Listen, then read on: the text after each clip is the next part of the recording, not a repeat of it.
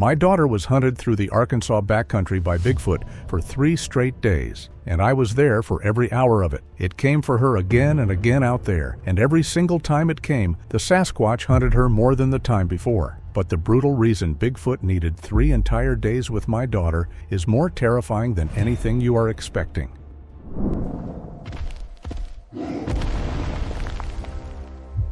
My name is Dale, and 4 years ago, I took my 2 kids on a 3-day float through the Ouachita National Forest, and I came back out of there by myself. Their mother and I had been divorced 2 years by then, and I had spent most of that time being a voice on a phone, and this trip was the thing I had been begging for since the papers went through. 3 days, no service, just us. My son Elijah was 20 and built like a door and had done that creek with me since he was 9. My daughter Evelyn was 17 and had only come because her brother talked her into it. Our dog Duke came too, a Catahoula I had raised from a pup. What happened to the 3 of them out there is the reason I have not been able to hold a job or sleep a full night since. And Bigfoot is the only word I have for what did it. So please stay with all of it, because the part that matters is not the part you think. The first day was the best day I have had as a father, and I need you to know that before I tell you the rest of it. We put in at the low water bridge a little after 7 and had 11 miles of easy creek ahead of us. Brown water sliding over gravel bars, sycamores leaning in from both banks. Evelyn stopped being sullen about an hour in. Elijah caught a smallmouth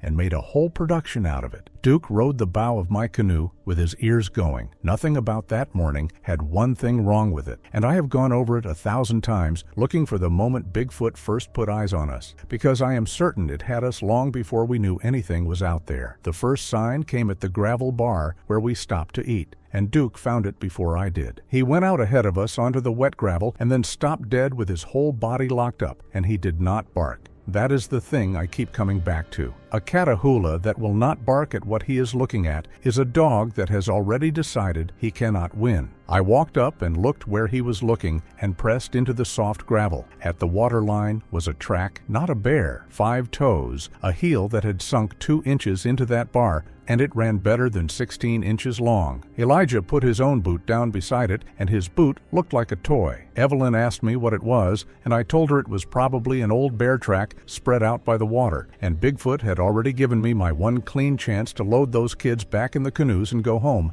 and I lied to my daughter instead. We saw it that afternoon, in daylight, and there was nothing in that first look that felt like an attack. We were coming around a slow bend maybe 4 miles below the gravel bar, and Evelyn made a sound behind me, and I turned. Standing on the cut bank on the left side, up above the waterline, was Bigfoot. 8.5 feet at least, dark and broad through the shoulders, arms down at its sides, and it was just standing there looking at us going by. It did not roar. It did not crouch or hide. Everything I had ever heard about Bigfoot said that if you were lucky enough to see one, you got half a second of something dark going into brush. And this thing stood on an open bank in the middle of the afternoon and let 3 people and a dog get a good long look at it. It watched all 4 of us drift past at maybe 40 yards, and it turned its head to follow us. And the last thing I saw before the bend took it out of sight was that it had stepped down the bank into the shallows to keep watching, in no hurry at all. Elijah was shouting. Evelyn had gone completely silent, and I did the arithmetic every father does and got it exactly wrong, because I told myself that a thing which wanted to hurt us would have done it right there, and Bigfoot had let us see all of it for free. Here is where I have to be honest about myself, because Bigfoot used this part of me for the next 3 days. We had 5 miles left to the takeout at the campground, and there was one road pull-off about a mile back upstream on a fire lane where a person could carry a boat out. Elijah said we should take it. Evelyn said it too, quieter, and she was, already watching the bank where that thing had stood. And I said no. I said we were fine, that it was an animal and it had let us pass, that we had a permit and a plan and one more night.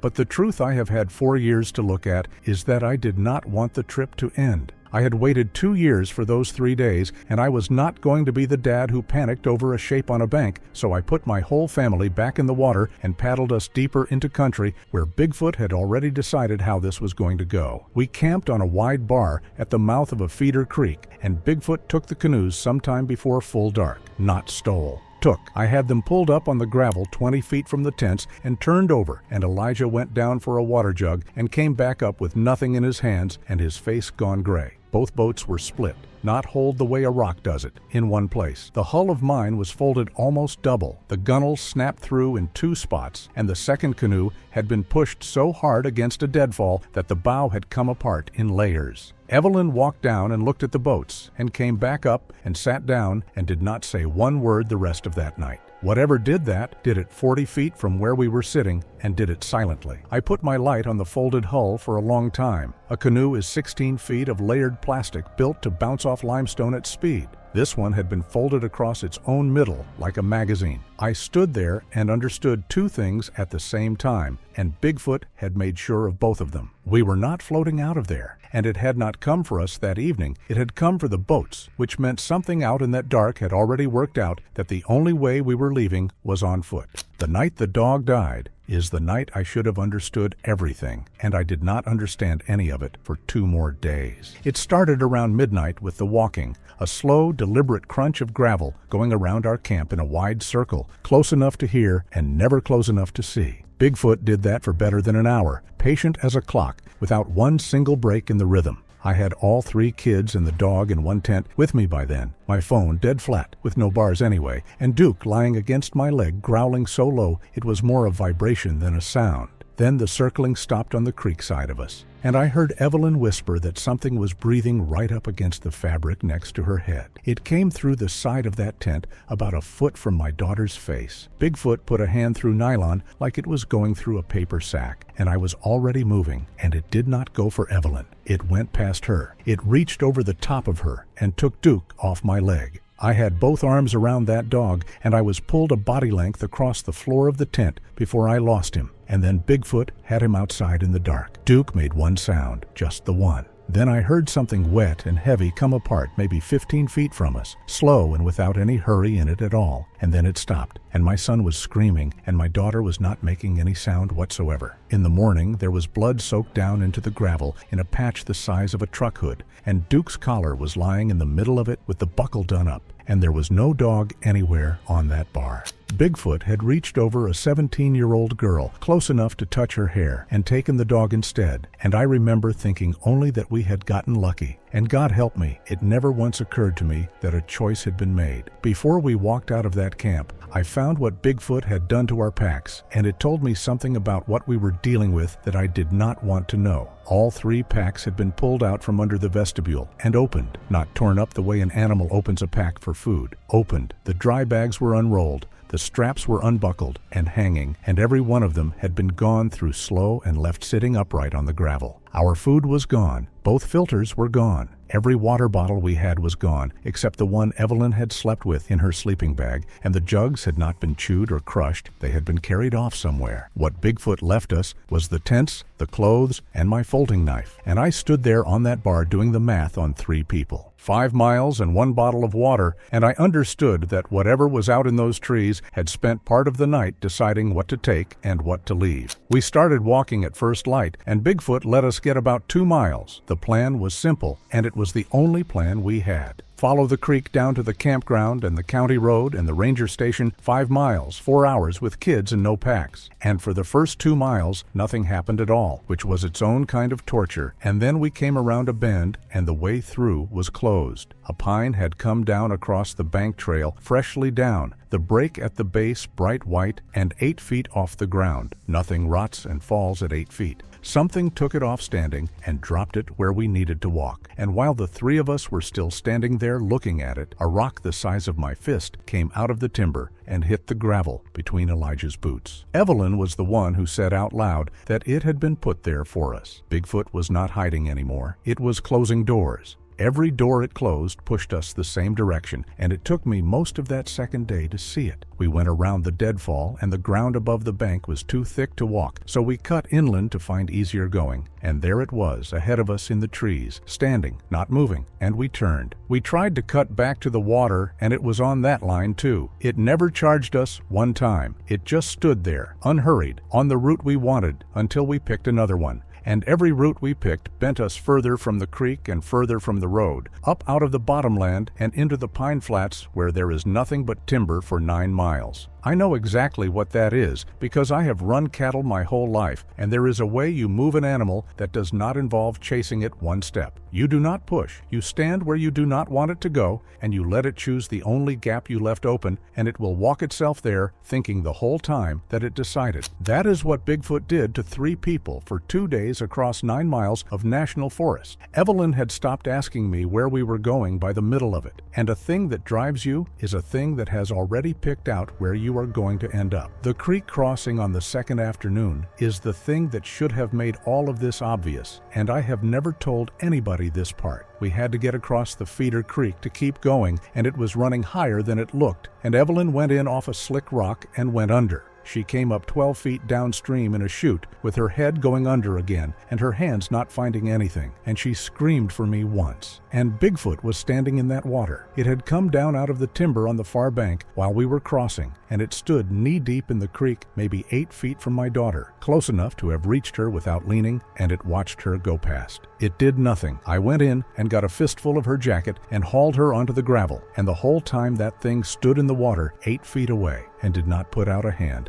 and then it turned and walked up the far bank at a patient walk and was gone. Elijah said out loud what I would not, that it had her right there and it let her go. Bigfoot had just shown me the most important thing about this whole story, and I filed it under luck. That afternoon, it put its hands on Elijah for the first time, and this is where I started to notice the pattern I would not understand until it was too late. We were crossing a shallow draw, and Bigfoot came down the side of it at us, and it was the first time I ever saw it move fast, and there is no describing how wrong it is to watch something that size cover 40 feet. It went straight through the middle of us. Evelyn was on my left and closer to it than anybody. It passed her within arm's reach and hit my son in the chest with a forearm and put him 10 feet backward into the leaves, and then it stopped over him with 1 foot on his hip and looked back at me, and then it turned and walked off up the draw. Elijah got up, cracked ribs, blood in his mouth, but he got up. And later that night, I caught myself running that moment back and thinking that Bigfoot had gone past my daughter to get to my son, and that was the second time it happened, and I had still not said the sentence out loud. The sentence came out of Evelyn before it came out of me. We had a fire going in a blowdown that night, all 3 of us with our backs against the same log, Elijah breathing shallow around his ribs and out past the light. Bigfoot was walking its slow circle again. Evelyn said it flat, the way 17-year-olds say the thing adults are dancing around. She said it is not after me. She said it has had me twice now, and both times it went and got somebody else, and she asked me why. And I did not have 1 word to give her. I sat there with my kids and a fire and something walking a ring around us in the dark, and the only true answer I had was that I did not know why Bigfoot would not touch my daughter, and I would not learn the answer until it did not matter anymore. Elijah tried to fight it that second night, and what Bigfoot did about that is the reason I stopped believing there was anything the 3 of us could do. He had gotten a hatchet out of the wreck of his canoe the morning before, and he had carried it all day with his ribs cracked, and around 2 in the morning, when the walking started up close, he stood up with it. I told him to sit down. Evelyn had hold of his sleeve with both hands. He shook her off. He went out to the edge of the firelight with a hatchet in his hand, and he called it out, and Bigfoot came. It came into the light for the first and only time that night, and it did not swing at him, and it did not bite. It reached out in no hurry at all and took the hatchet out of my son's hand, the way you take a fork off a toddler, and Elijah's arm went with it, far enough that I heard his shoulder pop. Then Bigfoot backed out of the light with the hatchet and threw it, and we heard it hit a tree somewhere out in the dark a very long way off. It had disarmed a 20-year-old man in about a second and a half, and it went straight back to walking its circle like nothing had happened. The 3rd day never should have happened because we should have been out on the 2nd, and Bigfoot made sure of that too. Every time we bore south toward the campground, it stood in the way. By that morning, Elijah could not go more than a couple 100 yards without stopping. We were out of water and had been for a day, and we were drinking out of a seep. And around the middle of the day, Elijah said the thing that got him killed, which was that we were never going to walk out of there with him slowing us down, and that he was going to make it come to him while Evelyn and I went south. I told him no. I want that on the record. I told him no twice, and I meant it both times, and then Bigfoot came down out of the pines at us for the last time and made the argument for him. What Bigfoot did to my son took less than a minute, and I have not been able to get 1 second of it out of my head in 4 years. It came from the uphill side. Elijah turned to face it and pushed Evelyn behind him, which was the last thing he ever did as himself. Bigfoot took him around the middle with one arm the way you pick up a rolled rug, and it lifted him clean off the ground, and then it turned him and put him down against a pine trunk and held him there and leaned its weight into him. I heard my son's ribs let go in a run, one after another, like somebody walking up a pallet, and then something deeper than ribs, and Elijah was screaming, and then he was not able to get the air to scream. It was in no hurry with any of it. It shifted its grip once, higher, up under his arms, and leaned in again, and the sound that came out of him after that was not a scream, and it was not a word, and it is the sound I hear when a door shuts too hard. 20 years old. He had done that creek with me since he was 9 years old, and he pushed his little sister behind him, and that is what it got him. Bigfoot looked at me over the top of his head the entire time it worked, never once at Elijah, and I understood even then that I was the one being spoken to. And when it finally let him drop into the leaves, it stood over him for a second with its hands still open, and then it turned and looked at Evelyn and me, and it did not come one step toward us. I did not help him. There is no version of this where I get to say anything else. I had a folding knife and a 17-year-old daughter, and I stood there, and then I took Evelyn by the wrist, and I ran, and Bigfoot let me. It let me go the way it had let us all go every single time, and the last thing I heard from my son was not a scream. It was the wet, unhurried sound of Bigfoot going through what was left of him in the leaves. I got about 400 yards before my legs quit, and when I finally made myself look back up that hill, there was nothing coming after us at all, and I told myself we had gotten away, and I had it exactly backward, because we had not gotten away from anything. We had been let go, again, on purpose, and there was only one of us left that Bigfoot still needed to move. That last night was the quietest and the worst. Just the two of us under a rock overhang with no fire, Evelyn not talking, me holding a knife I knew was decoration.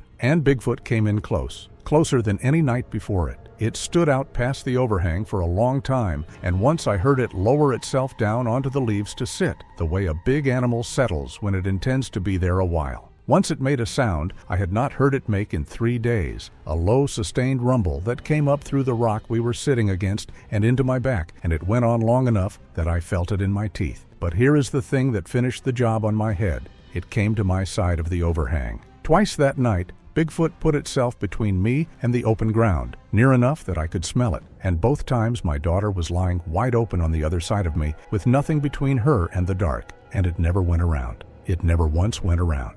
So on the third morning, I did the arithmetic one last time, and Bigfoot had spent 3 entire days teaching me how to get it wrong. Here's what I believed, sitting under that rock at dawn, and I believed it completely. It had passed her at the tent and taken the dog. It had passed her in the draw and taken Elijah. It had come to my side all night and left hers alone. 3 days, and it had never so much as brushed my daughter, and it had come at my son and my dog and me every chance it got. So I told her the plan. I said I was what it wanted, and that the two of us together were slow, and that I was going to go south on my own and find the trail and the road and come straight back for her with people. I told my daughter she was safer sitting still than she was walking with me. She believed me because I was her father, and I sounded sure, and I was not guessing.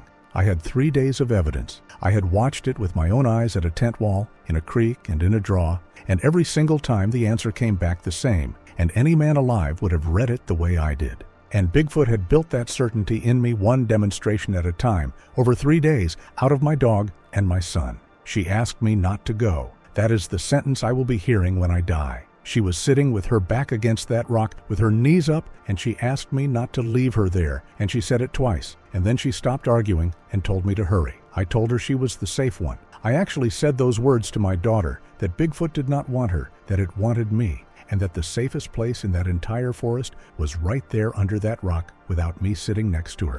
I believed it the way you believe something you have watched with your own eyes 3 separate times. And I gave her my knife, which is the detail that I think will finally finish me off one of these days, because I gave my 17-year-old a folding knife against a thing that had taken a hatchet out of her brother's hand like it was nothing. And then I told her I loved her, and I walked south. I was gone 10 minutes. I want to be exact, because I have counted them out about 1,000,000 times since. I went south along the base of the ridge, and I found the old logging cut in maybe 6 minutes, and I could see the power line right away from there, which meant the road, which meant we were saved. 10 minutes, there and back. And the whole way back up I was running, and I was crying, and I was thinking about how I was going to tell her that we had it. Bigfoot did not make one sound in those 10 minutes. There was no scream. There was no crash out in the timber, no knock, nothing coming down, and everybody assumed she must have made some noise and that I was too far off to hear it.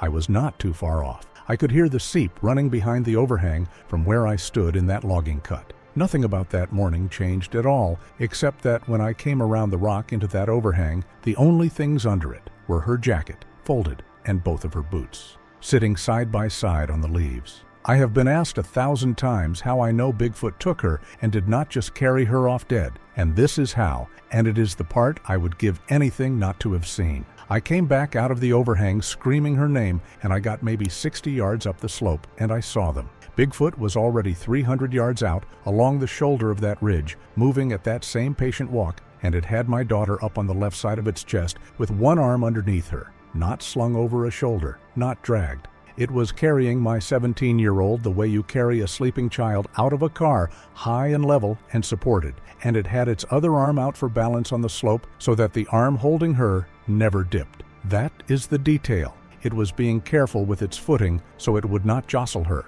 Evelyn was not fighting it. Her arm was moving with the rhythm of its walking. She was alive, and she was not marked, and she was not struggling, and Bigfoot was being careful with her. And I understood in that 1 second that everything it had done to us for 3 days, it had done to arrive at exactly this. Then Bigfoot stopped, and it turned all the way around with my daughter in its arm, and it looked back down that slope at me. 60 yards, nothing between us. I had no weapon and no legs left and nothing on this earth to bargain with, and it stood there in the open with her, and it let me look the same way it had let me look from the canoe on the first afternoon. It could have come down that hill and finished me in the time it takes to say it. It did not. It looked at me long enough that I know it was looking at me and not past me, and then it turned back around and kept walking, unhurried, careful with its arm, and it carried my daughter over that ridge and out of the world. 3 days, and it never touched her once. That is the whole thing, and it took me 4 years to be able to say it plainly. Bigfoot was never chasing my daughter. It was clearing everything off her, one piece at a time, and it was teaching me while it did it. The dog was a lesson. My son was a lesson. Every single night it came to my side of the shelter and left hers, and it did all of that for one reason, because the only thing standing between Bigfoot and my daughter for 3 days was a father who would not leave her, and it could not take her while I was sitting next to her. So it did not fight me for her. It taught me she was safe. And on the 3rd morning, I stood up on my own 2 legs, and I walked away from my own child and left her sitting in the open. And I did it because I was certain, and Bigfoot is the one that made me certain. And it left me alive on purpose, which is the last piece and the coldest one. I used to think it spared me. It did not spare me. Think about what I am to Bigfoot now. I am a divorced man who came out of the Ouachita alone with 2 dead and a missing daughter, and a story about a 9-foot animal that carried her over a ridge. There is nobody on earth who has had to work harder to be believed. Every search party went where I sent them and found nothing, because the man sending them was the man nobody could trust. If Bigfoot had killed me, they would have found 3 bodies and a wrecked camp and called it what it was and torn that forest apart. Instead, it left them me. A witness nobody believes is better cover than no witness at all, and Bigfoot knew that before I did. They searched 9 days. Dogs, helicopters, 200 volunteers, divers in every hole in that creek. They found the tents and the split canoes and Duke's collar and what the animals had left of my son. They never found one track of Bigfoot on that ridge, not one in ground that takes a print like fresh cement. They never found her jacket after I brought it out, because they lost it. And on the 10th day, a deputy sat across a table from me and asked me in a kind voice whether I had thought about how much easier all of this would be if I just told him where she was. So that is my confession, and it is the only warning I have. If you are ever out in country like that with your kids and something enormous starts working around your camp at night, count who it goes after. Count it every single time, because if there is one of you, it will not touch. If it goes past that one over and over to get at the rest of you, then Bigfoot has already chosen, and it is not being merciful, and the chase was never about the one being chased. It is waiting for you to figure out that she is safe. Do not ever leave her, not for help, not for the road, not for 10 minutes, because 10 minutes is all it has been waiting 3 days for, and my daughter is still out there somewhere, and nobody has ever seen her again.